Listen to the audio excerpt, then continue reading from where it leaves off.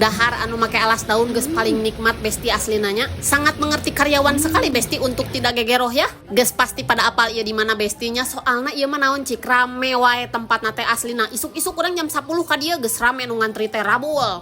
Ternyata di dia teh aya pencok katel besti jeung tumis daun katel, tahnya ieu sambal-sambalna edan neunggar pisan ngebledag pokona mah. Anu khas di dieu mah moal manggih di restoran manapun ieu teh ayam sibuluh besti dimasakna teh dina bambu, jadi aromana teh smoky banget pokona mah nya. Urang pikir hayam lodong, soalna teh jiga lodong bentukna kitu bestinya. Pilihan menu mah loba pisan, wah teu kaitung pokona mah saking kulobana. Cukup lahnya mawa gocap oge keur dahar nginum wareg bari ngeunah besti di dieu mah. Hargana mulai ti 3.000 besti, heueuh es batu 3.000 teh ulah salah kaprahnya. Cemilan maloba geus kitu minuman aneka ragam, salah sahijina anu favorit di dieu teh es kalapa nyereng. Terus dina sanguna teh besti dibere kuah cumi atau kuah rendang, urang milih nu cumi nya ieu ngeunah soalna teh nya digaleikeun jeung sangu teh pokona mah juara Endolita Bambang Suganda kuatkeun ka peureum beunta urang dahar ge besti. Ta ieu makanan penutup urang mesen kolek besti, ieu teh nya ngeunah pisan lekoh kolekna teh terus es campurna oge aduh juara pisan. Lamun ka dieu ulah poho mawa oleh-oleh bestinya ieu teh keur keluarga oge tah urang manggih kacang roay, jengkol crispy, murang kalih lauk bapana teuing ka mana besti. Meni asa bagja besti urang manggih kacang roaynya pokona mah kudu ka dieu nyobaan tah ieu teh ngaran tempatna Alas Daun, alamatna di Jalan Citarum nomor 34 nya Cihapit. Ieu pas bunderan tapatung naon eta teh ngaranna.